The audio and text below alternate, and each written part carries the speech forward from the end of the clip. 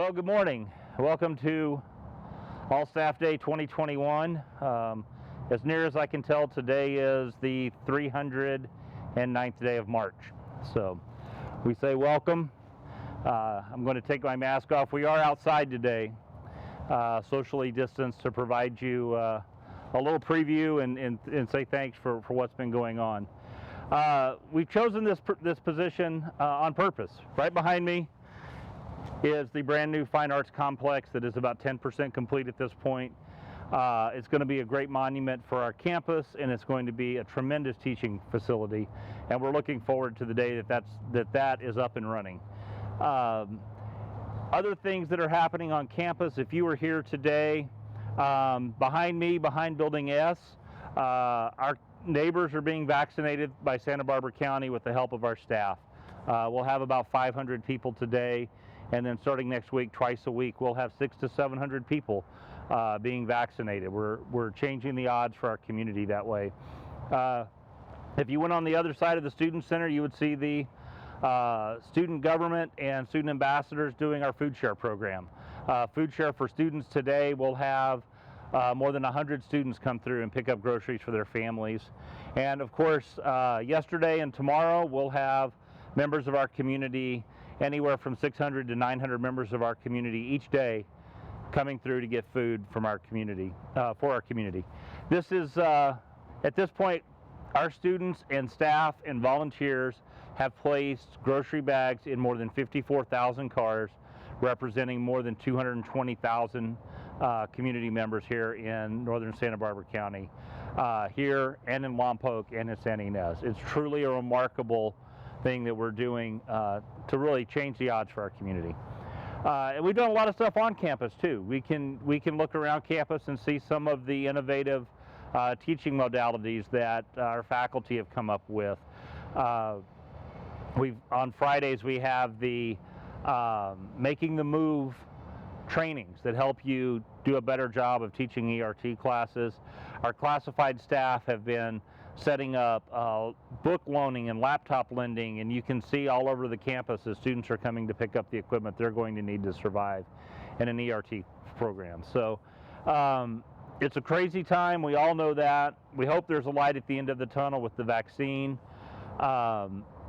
We want to have a great semester and have a great finish to our programs this year and help our students get on their way to their next destination.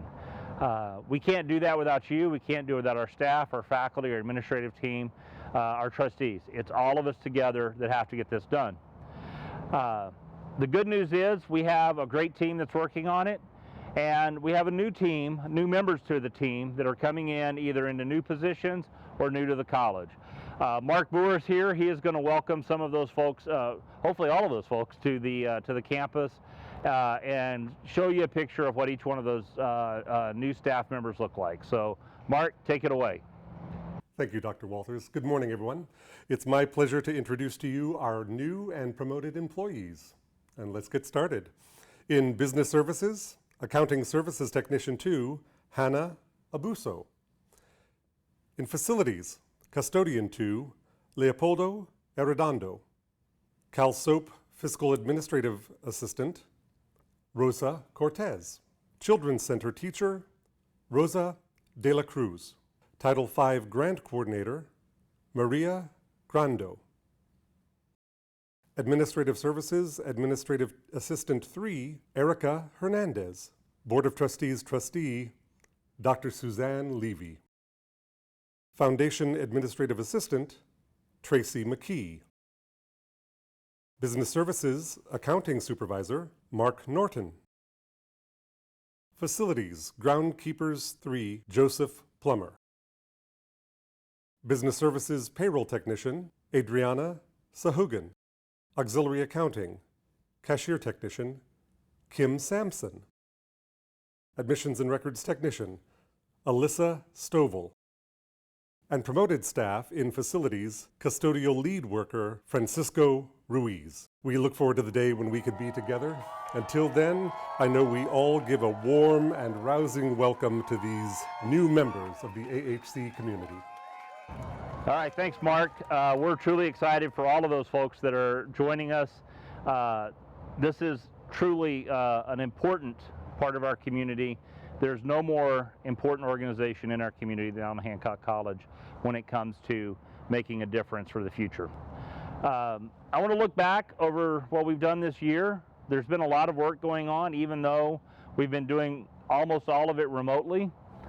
Starting with just this past Tuesday, the board approved the Educational Master Plan that we started last February. If you think all the way back to February, we actually all were in a room together, standing close to each other, talking, having coffee, eating pastries. It was like a whole different planet back then. But we started with that with that important meeting set up by our team in institutional effectiveness and led by faculty and administrative and staff facilitators. That turned into a brand new educational master plan that really highlights the journey that our students are on. We're really focusing on how do we get students to complete. And it also focuses on how do we do it in a way that promotes equity and diversity in our campus. We know that equity and diversity is a cornerstone of what we do. However, the events of this summer showed us, we have to be better. We have to do better, and we are doing better. And I'm very proud of the work that we did in the Educational Master Plan, developing a new mission and vision statement, and setting up a diversity, equity, inclusion task force that completed a very robust report that was presented to the board in December and will start its work again this coming spring. We're looking forward to the work you come from there.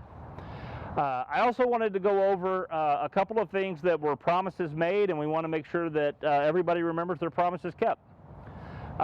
Starting with the climate survey that we did, I think it's been 2 years ago now when the climate survey was done, and we came to you and talked about here's some new things that we're going to do, most of them around campus communication. We've bolstered the News to Know so that it's a little more robust. We've expanded the community news that should be in your mailbox right now. If you live in Santa Barbara County, you should have gotten a copy of the community news in your mailbox. I got mine. My neighbors are always excited when it shows up, and they wave at me and show me that they got it. We've posted on my website links to both of those. You can go look at the President's website, and there's a whole section there on communication. It also includes the monthly columns that we write for the Santa Maria Times and the Lompoc Record. The first Sunday of every month, the Times and Record are kind enough to publish something about what's going on at the college or how national policy impacts the college. And I'm sure as we see a new administration coming in next week, we're going to have a lot to talk about how the new changes to financial aid and support for students is going to impact Allen Hancock College students. The weekly board updates are there. Every week I just send an update to the board that lets them know the things you're doing. I hope you're taking time to check that out and look on there and see some of the things that your colleagues are doing, things that you can share in the community. We've done the college forums. We kind of lost those a little bit during the pandemic, but we're going to bring the college forums back on a monthly basis. And we have a couple of new things that we're going to roll out right now. So starting this week, you can check out the Allen Hancock College podcast called Hancock Conversations, where I have the good fortune to be able to speak to members of our community, members of our campus, former students about their experiences at Hancock College and the things that were important to them and how Hancock College has impacted their lives. Our first episode is up right now. It's with Trustee Hilda Zacharias, talking about her journey from Hancock student to being a member of the Board of Trustees. I hope you'll listen in on that and enjoy what Trustee Zacharias has to say. We are also launching a new program, and while everyone is invited to this is really going to be for our CSEA. It's targeted for our CSEA staff members. We have a new educational master plan, and we've committed to the board that this is not a document that's going to be posted online and we're going to forget about it. We need an action plan to go with the education master plan. We are going to, on First Fridays, we're going to start having, the first Friday of every month, we are going to start having a special training program targeted to CSEA members so that they can learn how their contributions can impact our education master plan, our recruiting efforts, anything that might be going on campus that you can contribute to. It'll be a great opportunity for all of us to come together and have a conversation. And by starting off with that educational master plan, we can talk about what it is that's so important in that plan that we need to implement to help our students. We have some new tasks this semester. That's going to include a conversation pretty quickly about what we're going to do in the fall. What's the modality of classes going to be in the fall? And hopefully the vaccines are working well and we can start to make plans for students to come back. We can see it in our enrollment. Our enrollment's down 12 or 13% right now over last spring. And we know the reason is the students are voting with their feet. For our students, access over the internet is not always an easy thing to get. Even if they can get the access, we can give them a hotspot. Graduates a year, unique graduates. Through your work, through your commitment to student completion, through some of the innovative things we've done on campus, that number this year was 1,300 students. Over 1,300 students graduated, and over the last 4 years, we're averaging somewhere close to 1,200 students per year getting a degree. And that degree is valuable in our community. Our educational master plan included a economic impact study, and that study showed that on average, a student with a Hancock degree automatically gets $9,200 a year more in their wages. That's good for the student, it's good for us. And then think about that investment. As we start talking about policy for the future, and you start talking about how long does it take you to pay back the investment that you made in college. For many, many students who go to proprietary, for-profit, predatory colleges, it can be years, if ever, that they recover the cost of their tuition fees and books. For students at Allen Hancock College, it's less than 15 months. 15 months after you finish a 2-year degree at Hancock College, you recover your investment. That's truly remarkable. Our students are nurtured. Think about all of the new programs we have in just the last several years. We have a student emergency fund that we never had. We're helping students when they can't pay the rent, or they need to pay the light bill, or they need a book. We're helping them with that. We've expanded our lending program. Our lending library is fantastic. Our librarians have put in place an entire set of desk copies of every textbook that we have on campus. Imagine what that does for the student that says, I can't afford a $300 textbook, but I can go to the library and borrow it at the library and do my studying there. It's transformative. We have a basic needs program. We'll soon have a basic needs coordinator that will be managing all of the different programs we do to help students make sure that they can stay in housing or find housing, that they have access to all of the tools that they need. We've increased financial aid over the last several years. This year, we distributed $800,000 more in general financial aid, and for Pell Grants, $1.5 million increase for students getting Pell Grants.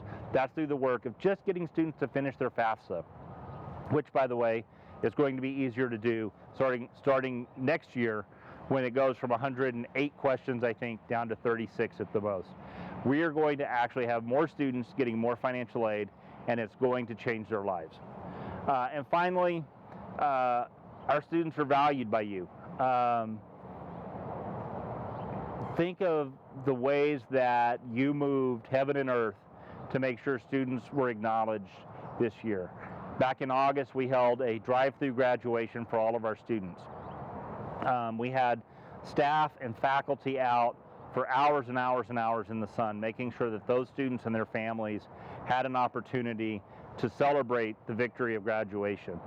We've had several graduations down at our Public Safety Training Center where families were able to pull into the driveway. It's like driving graduation. They pull in and they sit right there in front of their cars and they watch their friends and family members go out into the real world of public service. Our nursing program had a similar drive-through graduation that was tremendous to watch. These are the kind of things that show our students how much value we place in them. We're changing the odds for our community, and I couldn't be prouder to be part of this, and I couldn't be prouder of the work that we're doing to make sure that we have an educated society in the future. We can't have the events that happened last week continuing. We can't have them happen even one more time. We have to provide a structure where people learn how to think critically, and we teach that here. Where they learn how to do research and investigate the scientific method. We do that here. We need to teach them how to interact with people who don't look like them. We do that right here at Hancock College. The work you do is so important for our community, so important for us to be able to have a conversation together, and for us to be able to say, the road that I took may not be as easy as the road my neighbor took. Or the road I took, maybe it was easier. And we need to recognize that some of us have an easier path to where we are today than others have had, and we need to remove those barriers. That's how you change the odds. It's great that we can celebrate students who overcome the odds. We need to change the odds for our community. We're going to change the odds by removing barriers across our entire community, across the neighborhoods, throughout Santa Maria, Lompoc, Guadalupe, San Ynez, Cuyama, in all of our service area. We can make this happen because I believe that the work you do is the most important social justice work that happens on the Central Coast. What you're doing every day is transformative, and in 10 years, when people look back at what happened in 2020 and what happened in 2021, they're going to say the people that were at Hancock College set the stage to make northern Santa Barbara County a better place to live. So on behalf of the Board of Trustees and the cabinet team and all of your administrative team, I want to say thank you for the work you're doing. I know it's been a long slog. I know everybody's tired of staring at screens. Please, please, please. It's just a few more months. We're going to come out of this on the other side. Engage with your colleagues, make a phone call, but really just participate and make sure that our students know that they are connected, directed, engaged, focused, nurtured, and valued. Thank you for all you're doing. We're going to have a great set of trainings coming up. We'll post the website for you at the end of this video. Good luck to you this semester, and thank you for all you're doing.